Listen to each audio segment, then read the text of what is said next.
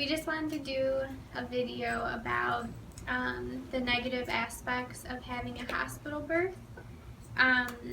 So I just wanted to start out by saying that laboring mothers are the only people in hospitals or medical facilities that are there for reasons other than being treated for being ill, and there's a reason for that. They want the mom and the dad and the baby, they want that connection to be broken and not able to have that bond from the very beginning when it's the most important. And that's really done through all the medicalization and all the other invasive things that are done in hospitals. It's really not natural for moms to be in that environment, to be birthing. It really disrupts the flow of her body trying to birth, working with the baby, because she's very uncomfortable, and the dad is as well. So I have... And think about it. Have you ever been comfortable being at the hospital? Right. I don't think so. So my first point is that they're very invasive. The moms are hooked up to monitors as soon as they get there in the beginning stages of their labor. They're hooked up to IVs as soon as they get there. Sometimes testing is done. So all these different things are done right away. And it just puts the mom in an uncomfortable state, and it really puts her body at stress, which causes the baby to be stressed too. And it actually will start slowing down labor then. So hospitals are on a time schedule, and they want you to be on their time as well. So the faster you're in and out, the quicker somebody else can come in and take your place, the more money they're making. So if a mom is laboring and they're going, she's taking longer than they normally think, they'll give her Pitocin, which is synthetic oxytocin, and that makes her uterus contract and very forcefully, and it happens very quickly so that it speeds up the laboring process so that she can deliver quicker. They will also, once the baby is born, if it's born vaginally, they will either pull on the cord, the umbilical cord, to get the placenta out, or it's very common for them to push on the mom's stomach to get the placenta out.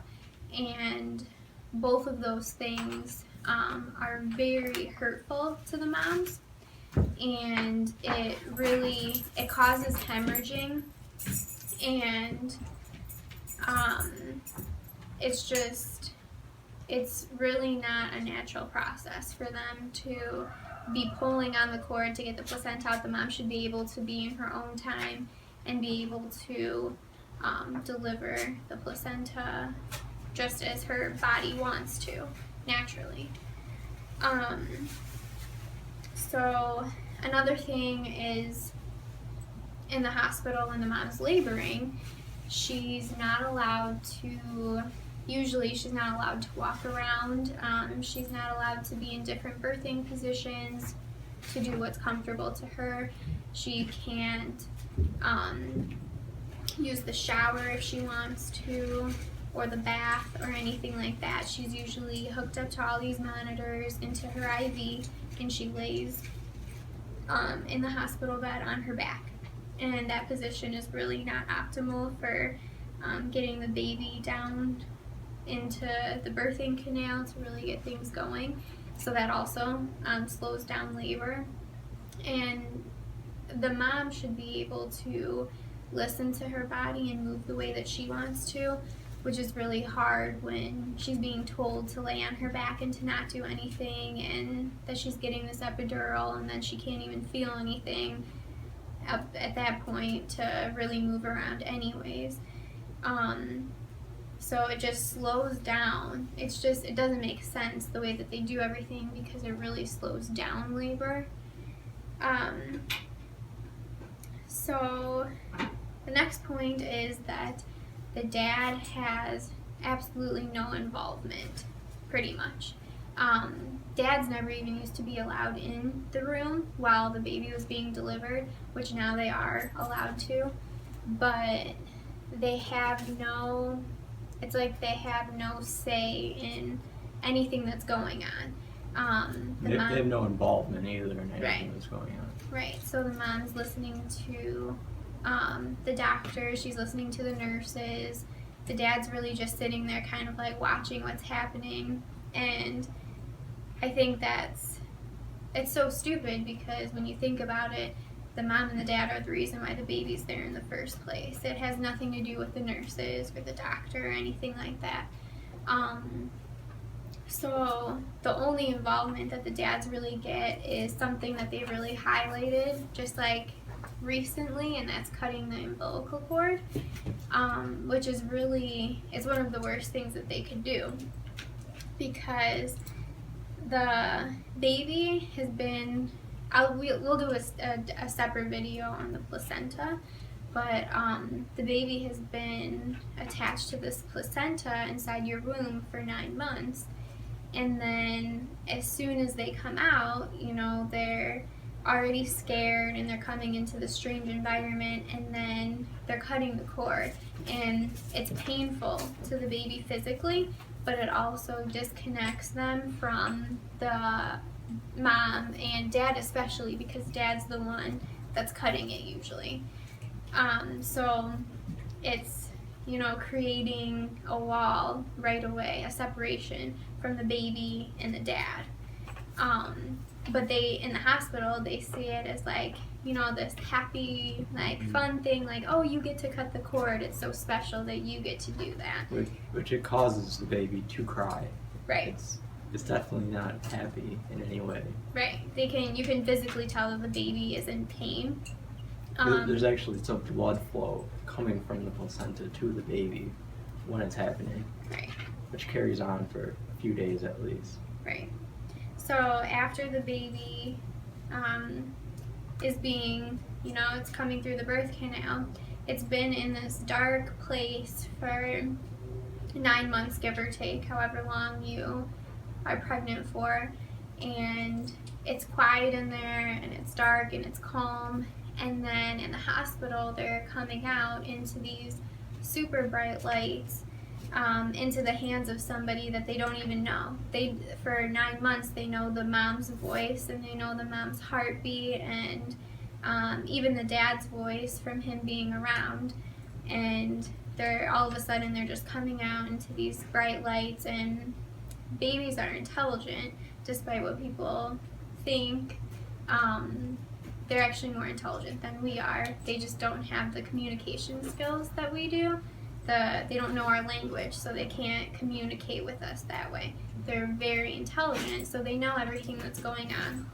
And it's very detrimental to them to come into this world in these bright lights and into the hands of somebody who quickly just picks them up and goes and lays them down. And that's what they do. They do these unnecessary things right away with the babies, like weighing them, measuring them. They suck their airways when really if they would leave them attached to the placenta, which is how the baby breathes inside the room, they wouldn't need their airways sucked, and they wouldn't need all of these invasive things done to them right away. The most important thing is for them to be placed on the mom so that they can create that initial bond and really start breastfeeding as soon as the baby wants to. Most hospitals don't even allow skin to skin right away because they think it's more important to take the baby right away, wipe them down, and weigh and measure them, like I said, which all of those things, if that's important to people, could be done much later. It doesn't have to be done right away. And you can tell too that the baby is physically distressed because they cry. And a lot of doctors make them cry, or, you know, that they think that the crying is a good sign. And of course making noises and stuff like that, making sure that they're breathing is good to do, but those things are obvious when the baby comes out, and taking them and laying them in this plastic, little bed and looking them over and cutting the cord and doing these things are completely unnecessary. And all of it's done for a reason, to disconnect, the baby from its parents. And also disconnect the baby from who they actually already know that they are. Right, yes. So, the last thing I wanted to talk about was just that in the hospital, so usually when it would just be, like if the mom was birthing naturally in her natural environment, either she would catch the baby or someone close to her would, or the father would. And in the hospital, none of those things are allowed. It's the doctor. He's the one who, he couldn't be there, he won't be there through your whole entire labor while you're laboring, but you're not allowed to push and really get that baby out until the doctor comes in and is ready to catch the baby. And there's also a reason for that, because our connections are made through touching, through skin to skin. So when the doctor is catching the baby doesn't even have a chance to make that bond with the mom or the dad, because somebody who is completely unknown to them is catching them, and it would be confusing to the baby to be in the hands of somebody who they've never even heard or seen or anything like that. So all of these things are just very...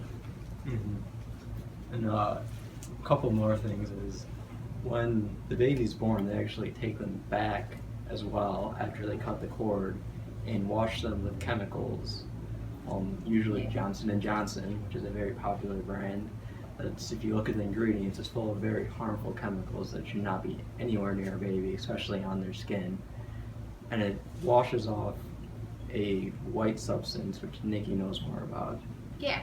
I don't know exactly how to pronounce it, but they have it's the white stuff that's on them when they're born, and it really protects their immunity and their skin. It's just protective to them, and everybody thinks that it's gross and it's dirty and that it needs to be washed off. We've been led to think that it has to be done like right away, that they're gross because they just came out of you and they need a bath. And it's really as simple as taking a cloth, if because there is blood, so you can wipe off the blood, but they don't need the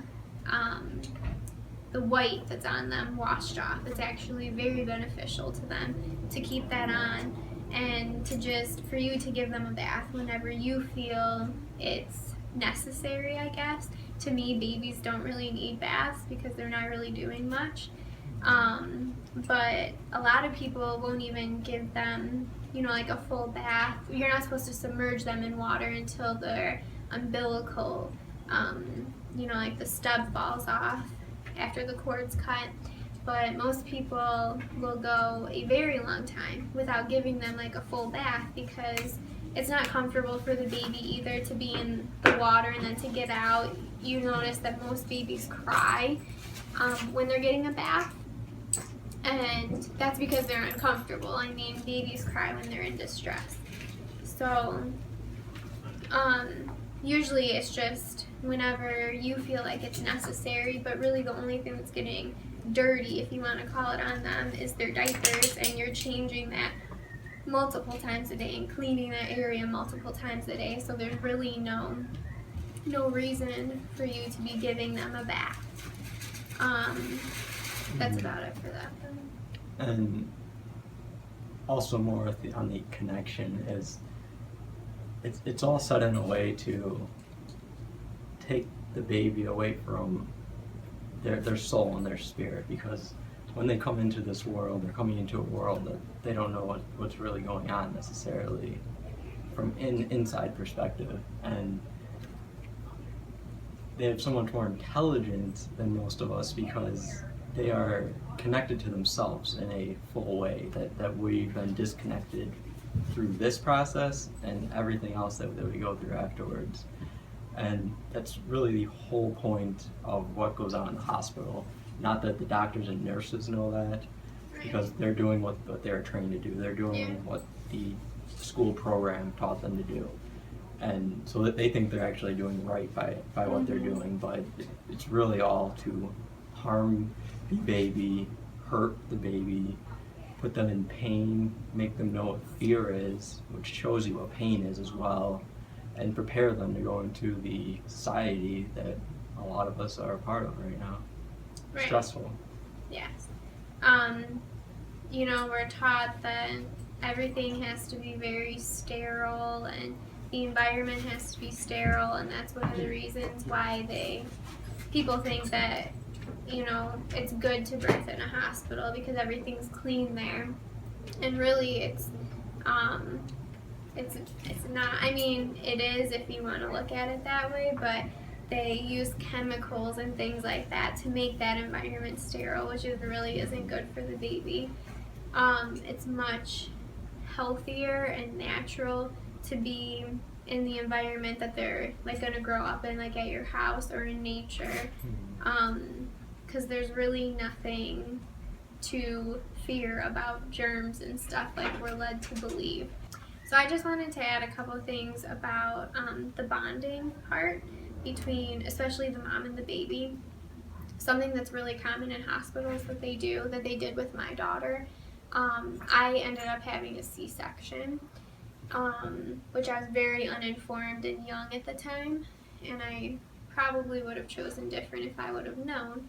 But one thing that they do is so that they say that the mom needs rest, right? Because her body has gone through this whole process and she's tired and she needs to regain her energy and heal and everything like that. So they actually they would not allow my daughter to stay with me in the hospital room at night.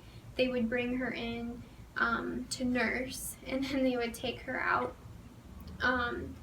And then they were very much pushing supplementing formula, and a lot of times they won't even tell the moms that they're because they take the babies to the nursery, and so they're supplementing with formula without the parents even knowing, and that really, you know, that's much harder for the babies to latch on then to really nurse well, because that's right in the beginning. And that's also why they give you a pacifier right away as well. Right, yeah, the pacifier in the bottle really harms the natural bonding between the mom and the baby with nursing.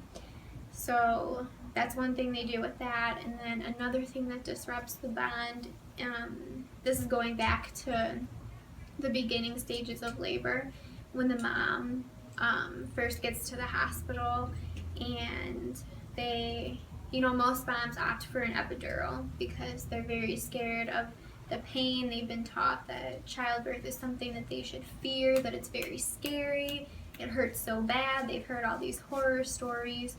So of course, if I can get this medicine that, you won't feel anything then from the waist down, after a certain point you can get an epidural. And most moms will opt for that and choose that. And the problem with that is that not only is the mom taking in that drug, but the baby gets everything that the mom does, which is common sense. They tell you that even with eating, when the mom's eating, that's why they tell you to be conscious of your eating while you're pregnant, and even before you're pregnant. Because everything that you are putting in your body, your baby gets. And the same goes for medicine, which I think is absurd that people don't think that or even think twice about it. They just, are told this is offered to you, and they'll take it right away. So that baby, the mom is drugged, so she's not even able to tap into her natural instincts to deliver the baby, how her body really wants to and how the baby wants to, because the baby's also being drugged. So the baby's in this different state that is not natural to them. So it's harder for them to work together, because that's how birthing works, is that the mom and the baby work together to go through the process and to actually get the baby out.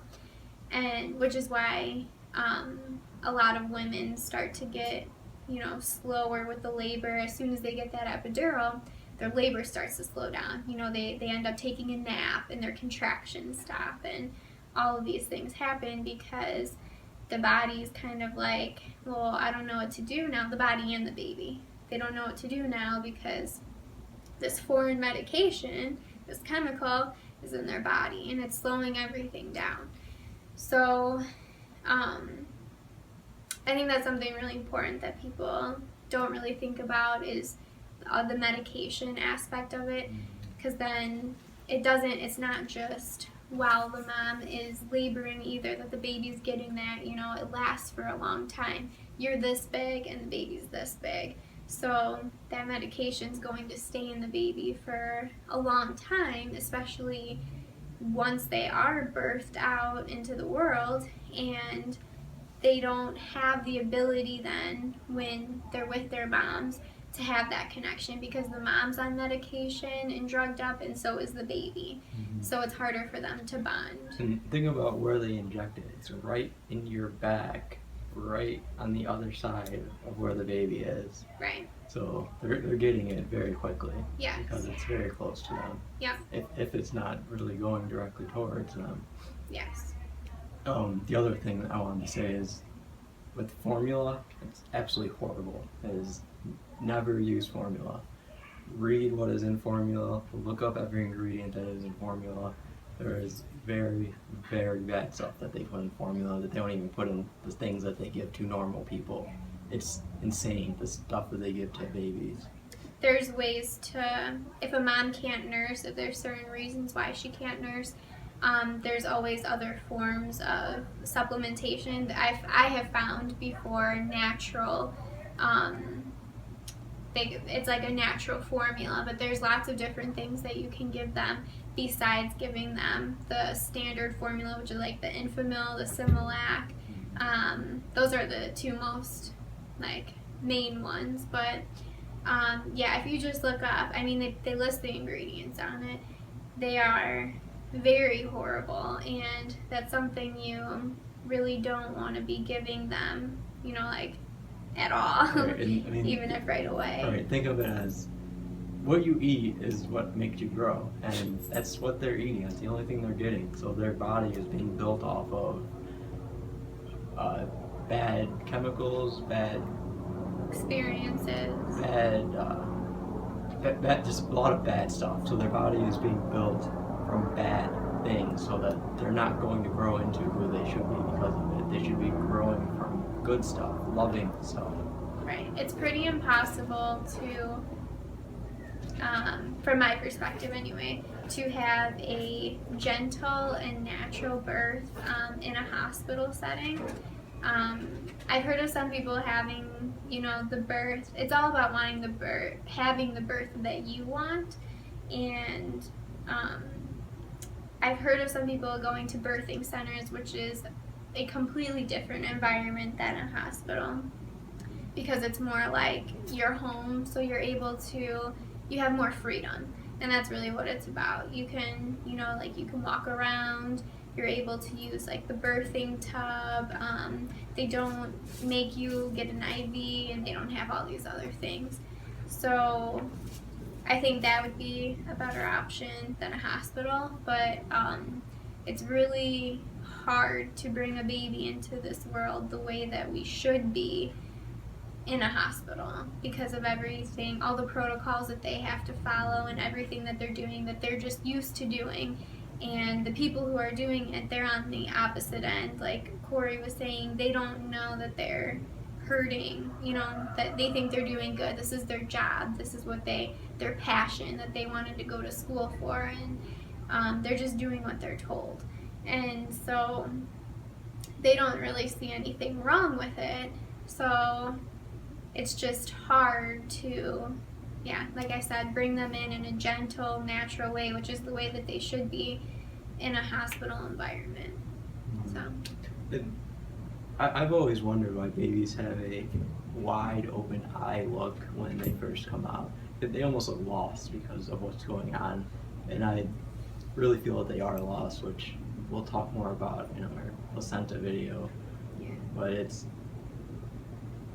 they should be calm and peaceful. You should be able to see that in them, not a lost, dazed look. Right. Yep. So that's it. Have a good night, everyone. Thank you.